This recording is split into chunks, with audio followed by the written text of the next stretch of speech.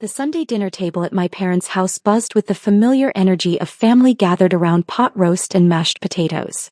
26 relatives had crowded into the dining room and adjoining living space for our monthly family meal, creating the comfortable chaos that had defined these gatherings for as long as I could remember.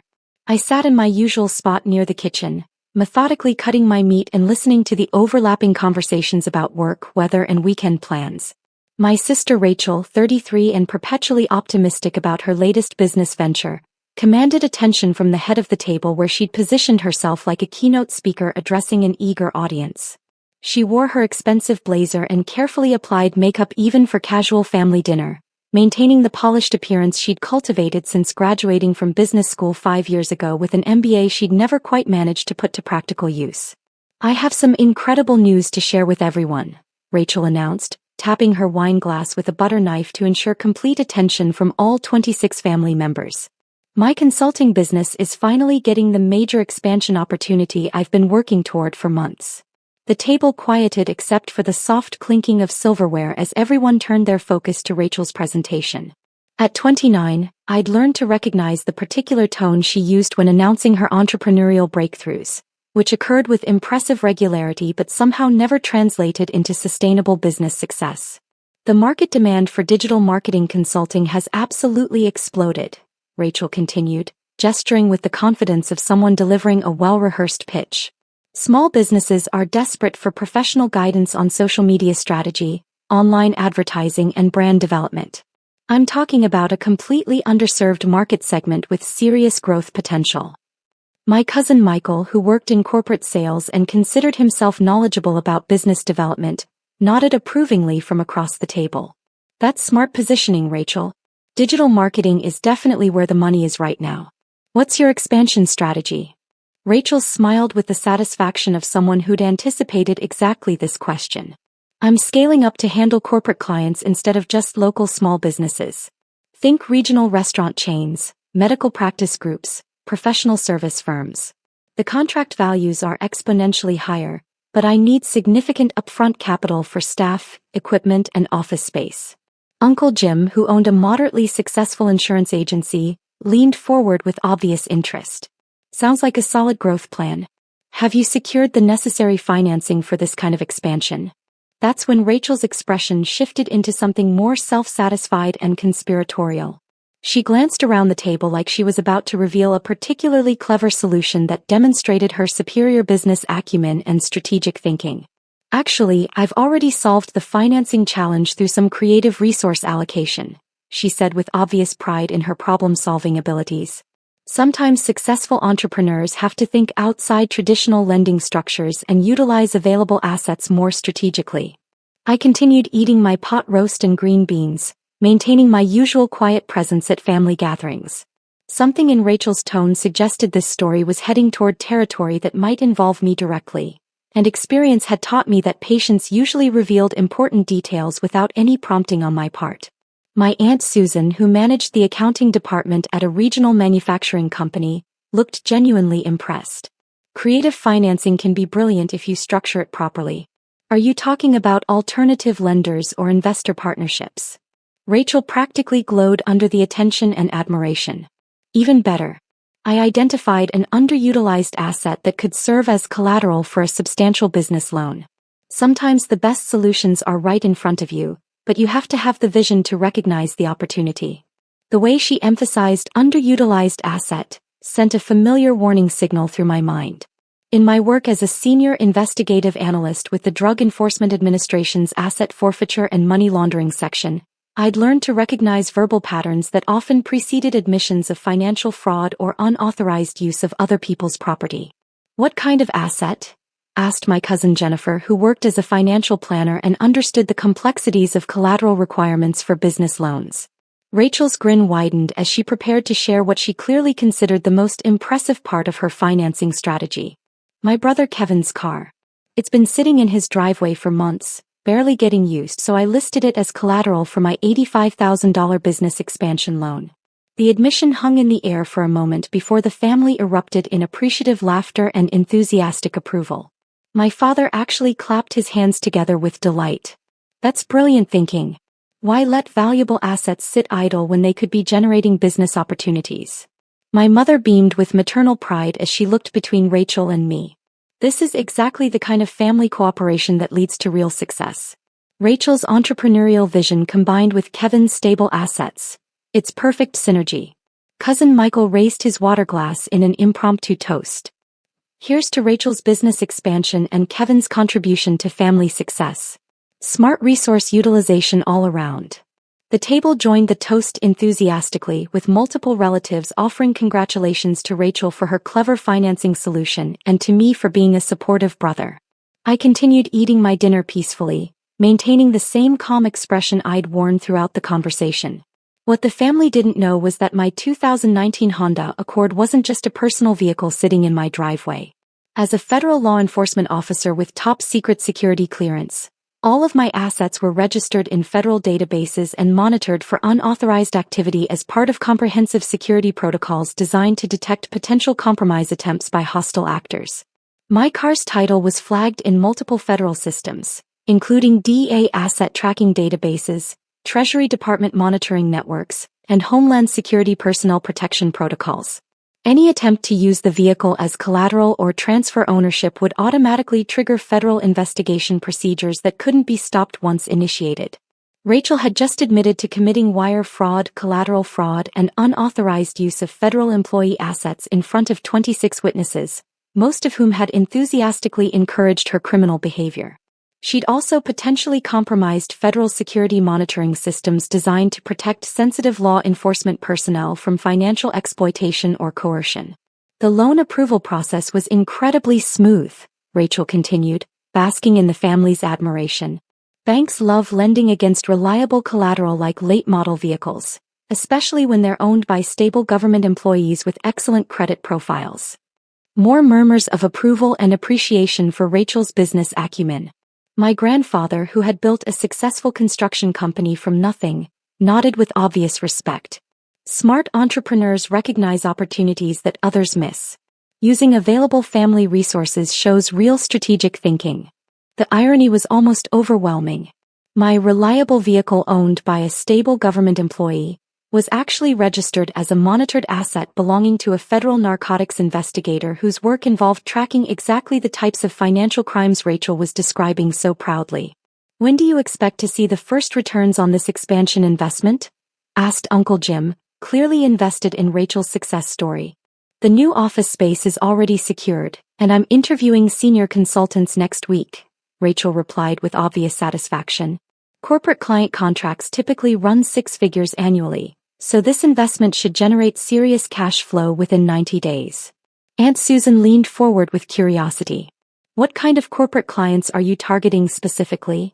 "Regional healthcare systems, restaurant franchise groups, and professional service networks," Rachel explained with the confidence of someone who'd clearly researched her target market. "These organizations desperately need sophisticated digital marketing strategies but lack internal expertise. The profit margins are incredible because they're willing to pay premium rates for proven results." I finished my mashed potatoes and listened to Rachel receive continuous praise for her entrepreneurial vision and strategic resource utilization. The conversation had shifted into detailed business planning, with various relatives offering advice, connections, and encouragement for her expansion efforts. By the time dessert was served, Rachel had essentially held a business presentation complete with market analysis, growth projections, and implementation timeline. The family was thoroughly convinced they had witnessed a masterclass in creative entrepreneurship and family cooperation rather than a detailed confession of federal crimes.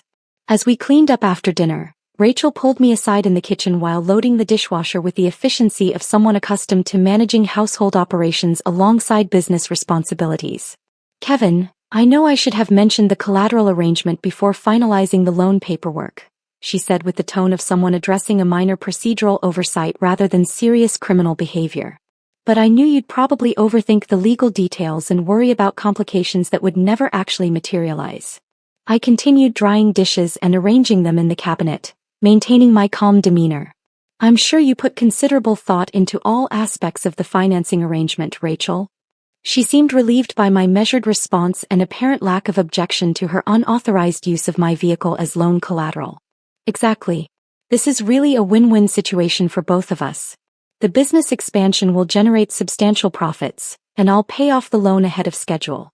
Your car's value will actually increase from the positive payment history, plus you're contributing to genuine family business success. I hung up the dish towel and turned to face her directly. I hope your business venture proceeds exactly according to your projections, Rachel.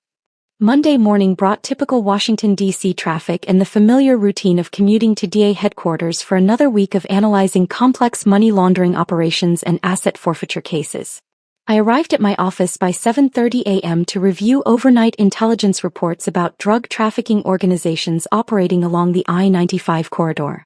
My position as a senior investigative analyst required maintaining comprehensive knowledge of financial crime patterns, asset concealment techniques, and money laundering methodologies used by criminal organizations to hide proceeds from illegal activities. The work involved coordinating with FBI financial crimes units, Treasury Department investigators, and federal prosecutors preparing major drug trafficking and money laundering cases.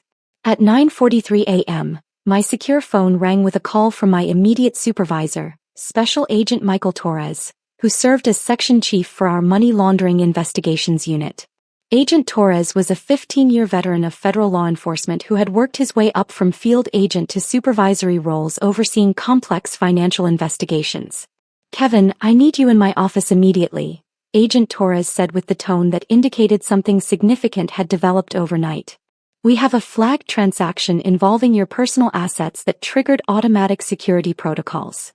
I walked down the corridor to Agent Torres's office, passing the secure conference rooms where other analysts were briefing federal prosecutors about ongoing money laundering cases.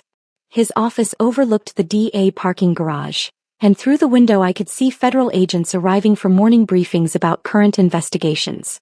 "Have a seat," Agent Torres said, closing his door and activating the white noise generator that provided additional security for sensitive conversations. "Our automated monitoring systems detected unauthorized use of your vehicle as collateral for a business loan filed Friday afternoon." He opened a classified file folder and spread several documents across his desk, including copies of loan applications that showed my car's title information being used without my authorization. The loan was approved by Mid-Atlantic Business Bank for $85,000, with your vehicle listed as primary collateral by someone named Rachel Johnson who claimed to be your business partner. I reviewed the documents, which clearly showed Rachel's signature alongside forged versions of my signature on multiple loan agreements. She had used my car's title, registration, and insurance information while representing herself as my authorized business associate with permission to utilize my assets for commercial purposes. "Agent Torres, Rachel Johnson is my sister. I did not authorize her to use my vehicle or any other personal assets as collateral for business loans or any other financial arrangements." His expression shifted from procedural concern to professional focus as the implications became clear. "So this is collateral fraud and unauthorized use of federal employee assets. That triggers mandatory FBI involvement and federal prosecution under multiple statutes." He gathered the documents back into the classified file. "Kevin, I need to ask directly. Did you have any knowledge of your sister's loan application or business financing activities?" "No prior knowledge whatsoever. I learned about the loan at family dinner yesterday when Rachel announced it to 26 relatives, most of whom congratulated her on her resourcefulness and business acumen." Agent Torres leaned back in his chair with the expression of someone who had investigated financial crimes for over a decade and still encountered new examples of criminal behavior combined with complete lack of awareness about legal consequences. "She announced federal crimes at a family gathering with multiple witnesses present? 26 witnesses heard her admit to using my car as unauthorized collateral. Several family members specifically praised her for creative resource utilization and strategic asset management." He shook his head and reached for his secure phone. "Kevin, I'm initiating immediate coordination with FBI financial crimes units and federal prosecutors. This involves collateral fraud, wire fraud, unauthorized use of federal employee assets, and potential compromise of security monitoring systems." At 2:15 p.m., Special Agent Lisa Chin from the FBI's white-collar crime unit arrived at DA headquarters to coordinate the federal investigation. Agent Chin specialized in financial fraud cases involving federal employees and had extensive experience with crimes targeting law enforcement personnel and their assets. "Agent Johnson, I understand your sister used your personal vehicle as unauthorized collateral for a business loan, Agent Chin said as we met in a secure conference room. Can you provide details about how you discovered this information and any evidence of her admissions? I provided a comprehensive account of Sunday's family dinner, including Rachel's detailed explanation of her financing strategy and the family's enthusiastic support for her criminal activity.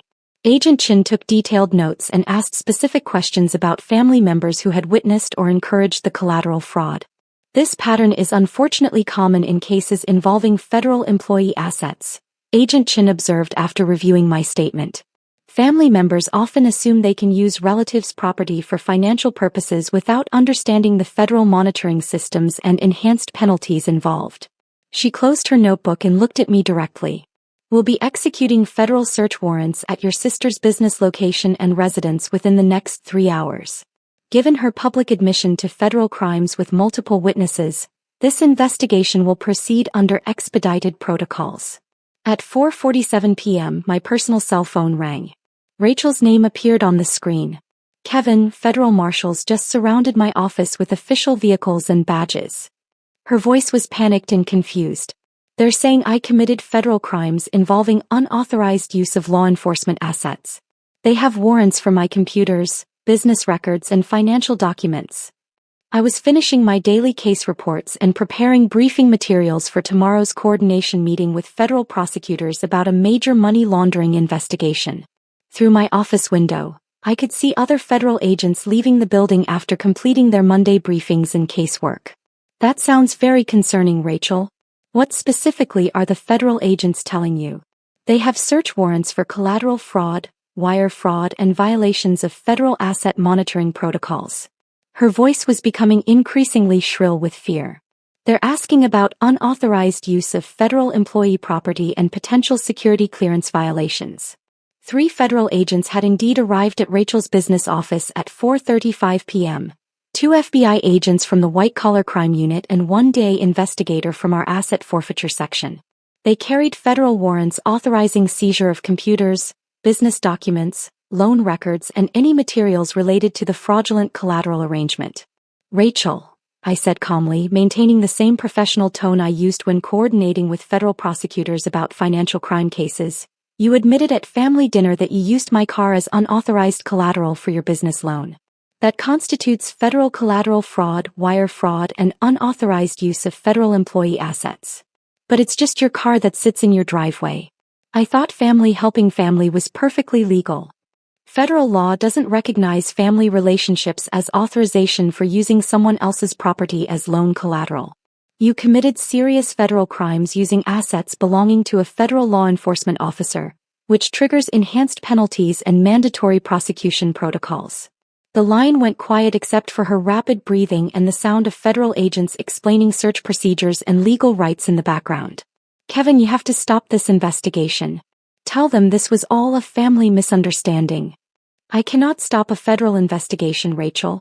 You committed federal crimes, you admitted to those crimes in front of 26 witnesses, and federal law enforcement agencies are required to prosecute collateral fraud and unauthorized asset usage regardless of family relationships. Agent Chen's voice could be heard explaining Miranda rights and federal arrest procedures. Rachel was being offered the opportunity to cooperate with the investigation and provide information about her criminal activity and any other individuals who might have been involved. They want to know about the loan application process, the forged signatures, and whether I used anyone else's assets without permission, Rachel said, her panic escalating as the reality of her situation became clear. What am I supposed to tell them? You should tell federal agents the complete truth about your criminal activity and retain qualified federal criminal defense counsel immediately, I replied using the same calm tone I employed when briefing law enforcement agencies about complex financial investigations. Providing false information to federal agents will result in additional charges for obstruction of justice and false statements to federal investigators. At 6:23 p.m., Rachel was formally arrested and charged with collateral fraud, wire fraud, unauthorized use of federal law enforcement assets, and violations of federal security monitoring protocols.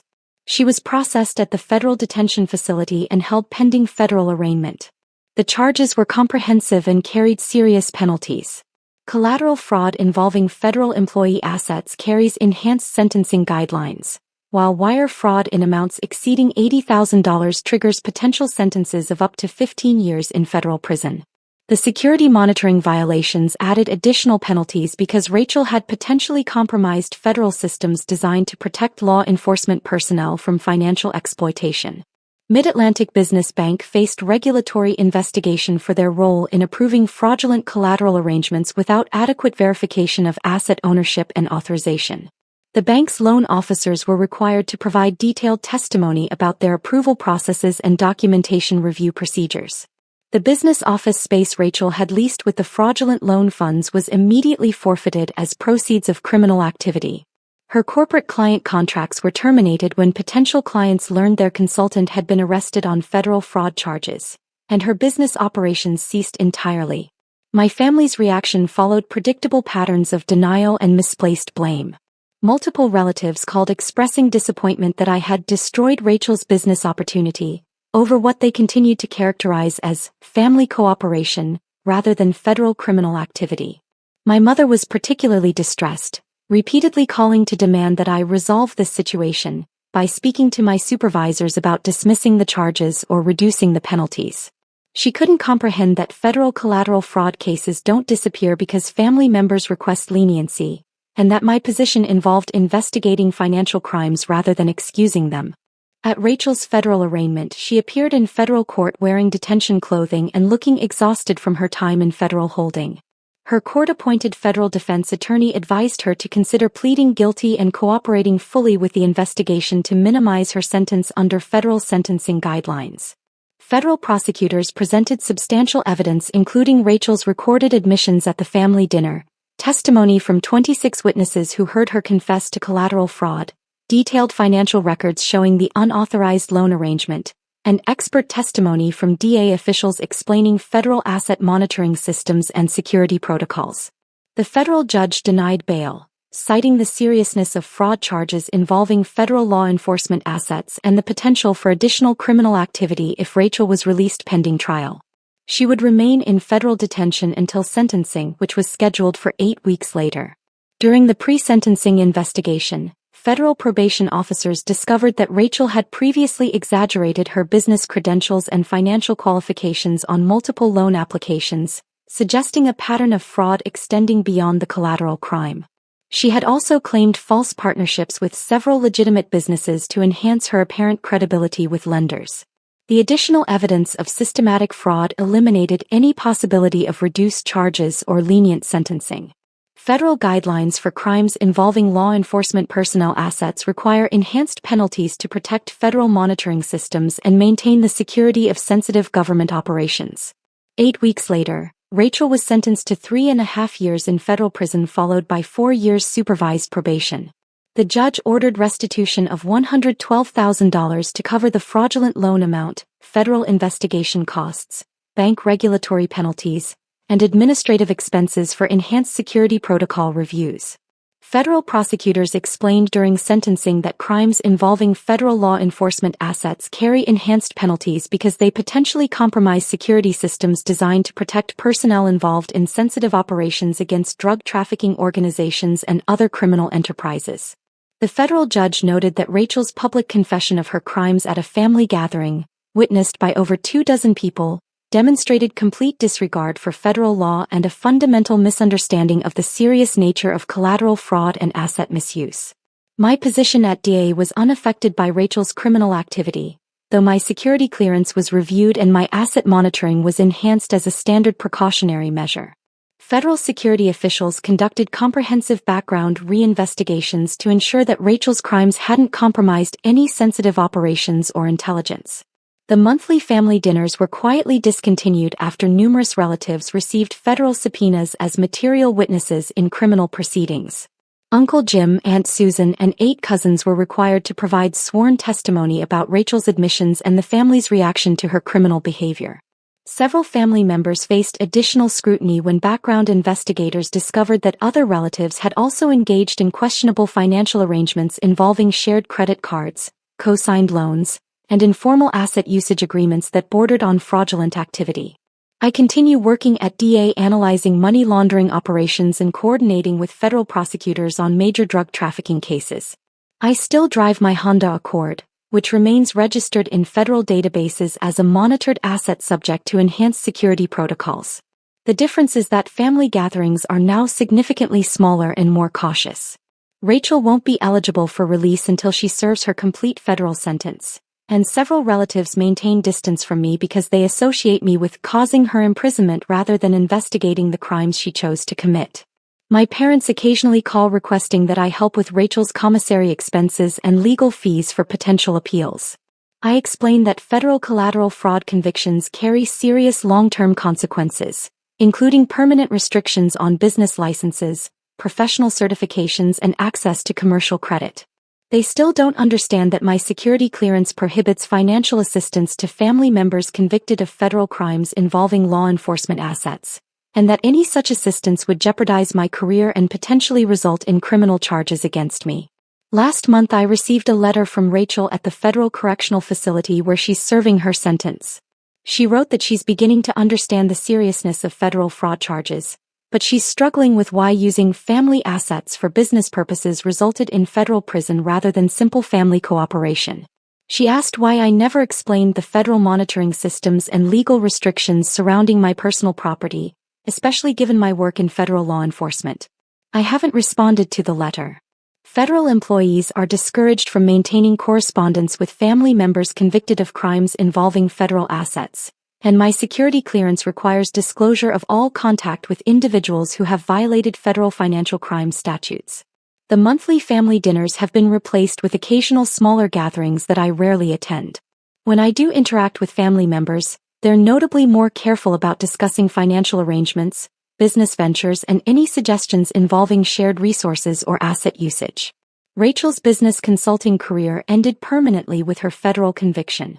The loan she obtained through collateral fraud was added to federal databases as evidence of systematic financial crimes targeting federal employee assets. My car remains in my driveway, registered under federal monitoring systems as the protected asset of a law enforcement officer with security clearance. It couldn't be used as collateral, transferred, or modified without extensive federal authorization and security reviews, exactly as it should be for someone with access to sensitive drug enforcement operations. Some lessons about federal law and the consequences of financial fraud can only be learned through direct experience with federal prosecution and imprisonment. Rachel is receiving comprehensive education about collateral fraud, wire fraud, and the enhanced penalties that apply when federal law enforcement assets are involved in criminal schemes. The business expansion never occurred. The fraudulent loan was seized as proceeds of criminal activity. My assets remain under enhanced federal protection, exactly where they belong for someone involved in investigating the same types of financial crimes Rachel chose to commit.